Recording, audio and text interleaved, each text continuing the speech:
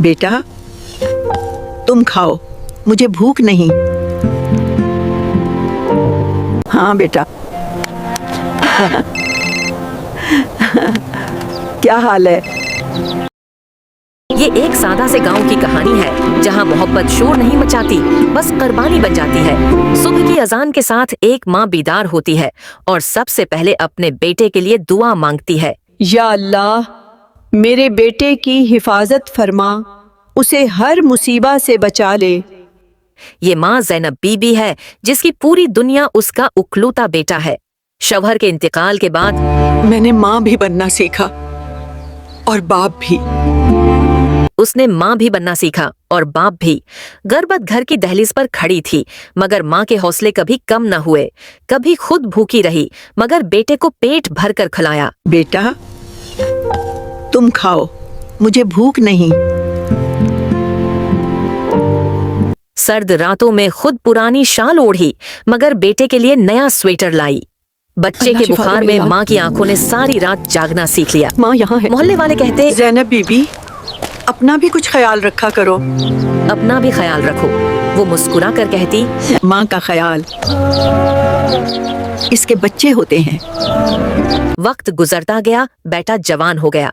तालीम के लिए वो शहर चला गया और माँ का आंगन खामोश हो गया। फोन की घंटी बजती तो माँ की आंखें चमक उठती। क्या हाल है? सब ठीक है अम्मा, फिर बात करूंगा। फिर बात करो। फोन बंद हो जाता, मगर माँ की दुआएं नहीं। वो आज भी बेटे के कमरे की सफाई करती है जैसे वो अभी आ जाएगा। हर खाने में बेटे का हिस्सा अलग रखती है। माँ का दिल जानता है बेटा दौर है, मगर मानता नहीं। एक रात माँ की तबीयत बिगड़ जाती है, सांस भारी हो जाती है। लबों पर बस एक ही दुआ है, या अल्लाह मेरे बेटे की हिफाजत फरमा। इसी रात शहर में बेटा हादसे का शिकार हो जाता है। अस्पताल के बस्तर पर उसके लबों पर एक ही लफ्ज है, एक अम्मा।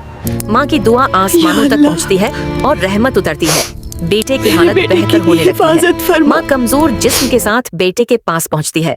बेटा माँ को देखकर टूट जाता है, आंसुओं के साथ कहता है, अम्मा, उम्मा मुझे माफ कर दो, मुझे माफ कर दो। माँ प्यार से कहती है, माँ कभी नाराज नहीं होती बेटा। माँ कभी नाराज नहीं होती बेटा। अब समझ आया। हाथ जो सारी उम्र मेहनत करते रहे, अब बेटे के हाथों में है। असल बेटा दौलत पहली बार माँ के दुख को महसूस करता है। अब समझ आया। असल दौलत माँ की दुआ है। अब मैं हर दिन माँ के लिए वक्त निकालता हूँ, क्योंकि माँ की खिदमत मेरे लिए इबादत है। अब वो हर दिन माँ के लिए वक्त निकालता है।